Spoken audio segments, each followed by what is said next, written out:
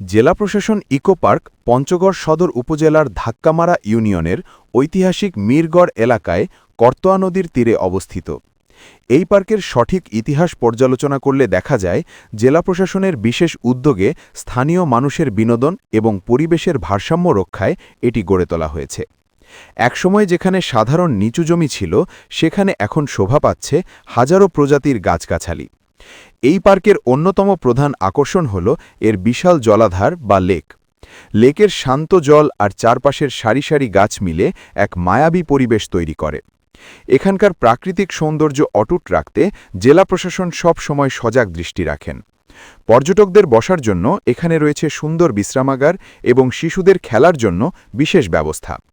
এখানে আছে অনেক ফুলের বাগান এবং শিশুদের জন্য নানা খেলনা। শিল্পের সাথে ঐতিহ্যকে ফুটিয়ে তোলা হয়েছে নিখুঁতভাবে। পার্কের একপাশে চোখে পড়বে দারুণ একটি চা বাগান।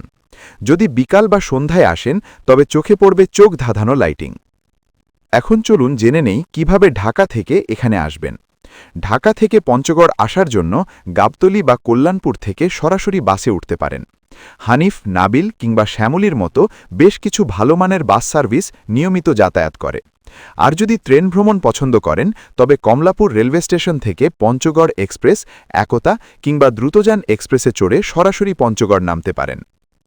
থাকার জন্য পঞ্চগড় শহরে বেশ কিছু উন্নত মানের হোটেল এবং গেস্ট হাউস রয়েছে। এছাড়া সরকারি সার্কিট হাউসে আগে থেকে অনুমতি নিয়ে আপনারা থাকতে পারেন। খাবারের জন্য স্থানীয় হোটেলগুলোতে আপনারা উত্তরবঙ্গের ঐতিহ্যবাহী খাবারের স্বাদ নিতে ভুলবেন না। পঞ্চগড় এসে শুধু ইকো পার্ক দেখলেই কিন্তু হবে না, হাতে সময় নিয়ে বেরিয়ে পড়ুন আশেপাশের সৌন্দর্য দেখতে। এখান থেকে খুব কাছেই রয়েছে এশিয়ার একমাত্র পাথরের জাদুঘর বা রক্স মিউজিয়াম। আরও কিছুটা দূরে গেলে দেখা মিলবে সমতলের চা বাগান, যা আপনাকে সিলেটের আমেজ দেবে। এছাড়া তেঁতুলিয়া ডাকবাংলো, বাংলাবান্ধা জিরো পয়েন্ট এবং ঐতিহাসিক গোলকধাম মন্দির আপনারা ঘুরে দেখতে পারেন। ভাগ্য ভালো থাকলে শীতের সকালে এই ইকো পার্ক বা তেঁতুলিয়া থেকে কাঞ্চনজঙ্ঘার মোহনীয় রূপও আপনাদের চোখে পড়তে পারে।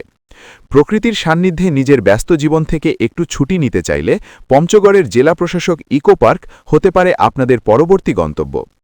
আশা করি এই ছোট ভ্রমণ গাইডটি আপনাদের কাজে লাগবে। এই রকম আরও সুন্দর সব জায়গার ভিডিও পেতে আমাদের এই ভ্রমণ বিষয়ক চ্যানেলটি সাবস্ক্রাইব করে আমাদের সাথেই থাকুন এবং ভিডিওটি ভালো লাগলে একটি লাইক দিয়ে দেবেন। আজ তবে এই পর্যন্তই। সবাই ভালো থাকবেন এবং সুস্থ থাকবেন।